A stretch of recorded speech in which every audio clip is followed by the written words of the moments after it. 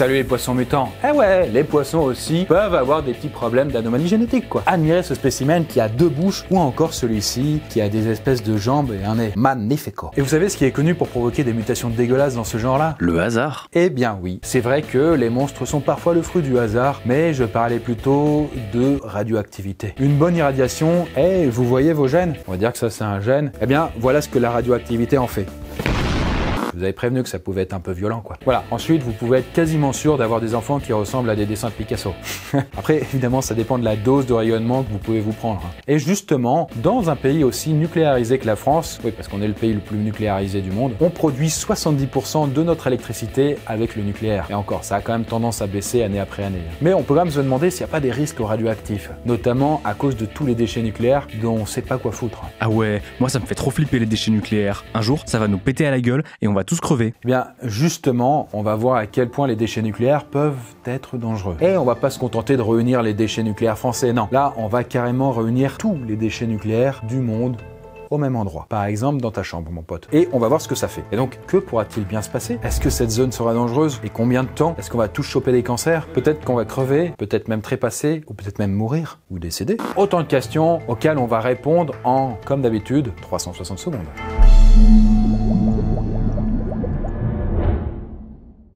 Voilà. Il y a 443 réacteurs nucléaires dans le monde. Et sur ces 443, il y en a quand même 56 en France. Alors ouais, on est très nucléarisé, comme je le disais. Et même si ça a des avantages comme un bilan carbone qui est très bas, qui est même d'ailleurs l'un des best en Europe, ça a aussi l'inconvénient de produire des déchets ingérables. Oh merde! Oh c'est con ça! Et le pire casse-tête, c'est qu'on sait pas quoi en faire. Il n'y a aucune solution pleinement satisfaisante pour s'en débarrasser. Après, précisons que les centrales nucléaires ne sont pas les seules à produire des déchets radioactifs. Il y en a aussi beaucoup qui viennent de l'industrie, du secteur militaire avec les sous-marins nucléaires et même du secteur médical qui utilise aussi la radioactivité. Rien qu'en France, on en a déjà 1,62 million de mètres cubes sur les bras. En fait, pour mieux vous représenter, ça fait l'équivalent d'environ 500 piscines olympiques. Bon, c'est pas l'unité de mesure la plus précise, mais c'est pour donner un ordre de grandeur. Et si on veut rassembler tous les déchets nucléaires du monde, là, vous êtes pas prêts. Il va y en avoir pour 28 464 000 mètres cubes. Est-ce que le monteur, d'ailleurs, pourrait avoir l'obligeance de mettre un bruit d'explosion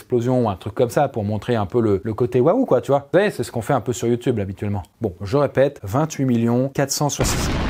Oh merde, bon, vous avez compris. Ah ouais, autant ça avait pas l'air énorme sans explosion, mais là maintenant, je me rends compte que ça fait un sacré volume. Ah, je te le fais pas dire. Imaginez un immeuble qui ferait la surface au sol d'un terrain de foot. Eh bien, pour stocker tous nos déchets nucléaires mondiaux, il faudrait que cet immeuble ait 1294 étages. Donc, il faudrait que cet immeuble fasse 4000 mètres de haut. Et là, messieurs, dames, j'ai envie de vous dire que ça commence à faire une belle montagne. C'est énorme. Mais en même temps, c'est dur à visualiser, donc on peut aussi découper cet immeuble en une aire urbaine mortelle de 22 gratte-ciel de chacun 60 étages, soit 180 mètres. Alors je sais, c'est assez énorme. Mais je vous rassure, tous ces déchets ne sont pas aussi radioactifs les uns que les autres. Et c'est une question d'atomes. La matière est constituée de toutes petites briques qu'on appelle les atomes. Ces atomes ont des noyaux qui sont plus ou moins gros selon les éléments. Et le problème des gros noyaux, comme celui de l'uranium-235, c'est qu'ils sont instables. Du coup, ils ont tendance à spontanément se casser en deux, violemment. Et ça nous envoie des petites particules dessus au passage. Ce dédoublement du noyau, c'est ce qu'on appelle la fission nucléaire.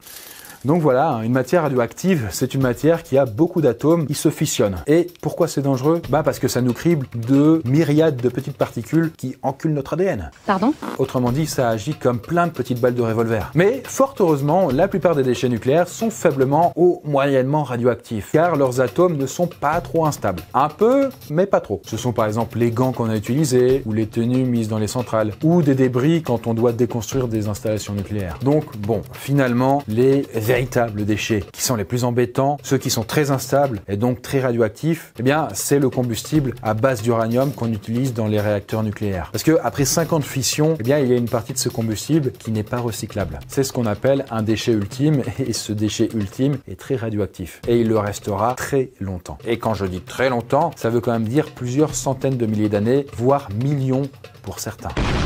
C'était pas nécessaire là. Bref, ce sont les pires déchets car ils ont une haute activité et une vie longue. On les appelle d'ailleurs HAVL, c'est leur petit nom. Mais heureusement, j'ai envie de dire, il y a très peu de ces déchets HAVL, puisque pour vous dire, parmi nos 28 millions et quelques de mètres cubes de déchets, Non mais c'était vraiment pas nécessaire là. Parmi tout ça, il y en a seulement 3,5% qui sont HAVL. Donc pour résumer, on dit souvent que 1/10 du stock de déchets représente à lui seul 99,9% de la radioactivité totale. Et on en fait quoi de ces 10%? Bah ça s'emballe pas n'importe comment du déchet de haute activité. En fait, en premier lieu, ils doivent passer 5 ans dans une piscine qui est refroidie en permanence. Le temps de baisser en température, se calmer un peu et de réfléchir à leur comportement. Ensuite, les déchets de haute activité sont fondus dans du verre et coulés dans des fûts en acier de 500 kg. Que voici. En fait, ils sont vitrifiés quoi. Et ainsi emballés, on peut déplacer nos colis sereinement. Donc ça y est, on vient de réunir tous nos déchets dans un même lieu. Maintenant, imaginons que nous soyons au centre de tous ces 22 gratte-ciel remplis de déchets. Eh bien, qu'est-ce qui se passerait? Déjà, il y ferait chaud, même si on était au pôle Nord, les gars, car les déchets HAVL ont encore une température de 400 degrés dans leur petit fût. Donc j'ai envie de dire que ces immeubles auraient besoin d'être quand même bien ventilés. Et même dans un siècle, eh bien les fûts de déchets vitrifiés chaufferaient encore à 70 degrés. Ah ouais, ça refroidit pas vite. Mais du coup, ce serait dangereux d'être à côté de ces immeubles? Eh bien, en fait, si les murs des immeubles sont en béton et suffisamment épais, pas tant que ça en vrai. Pour vous dire, il y a un endroit en France où tous nos déchets de haute activité sont réunis. C'est sur le site de retraitement de la Hague. Et il n'est pas tellement dangereux de s'y tenir. Le sol que vous voyez est constitué de gros mètres de béton et juste en dessous, il y a tous les déchets vitrifiés qui sont enterrés. Et si on marche quelques instants dans cette pièce, eh bien, on s'irradie moins qu'avec une radio à l'hôpital.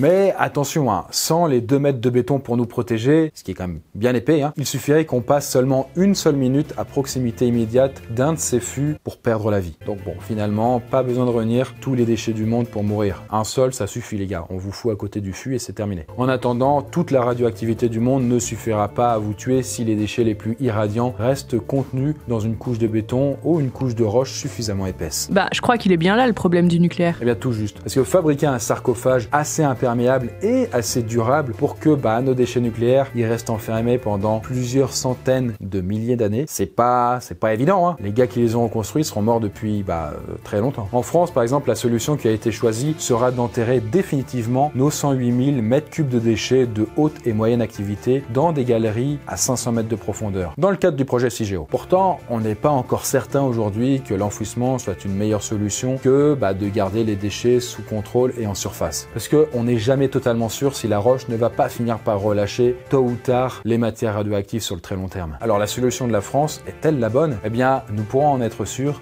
que dans 12 000 générations.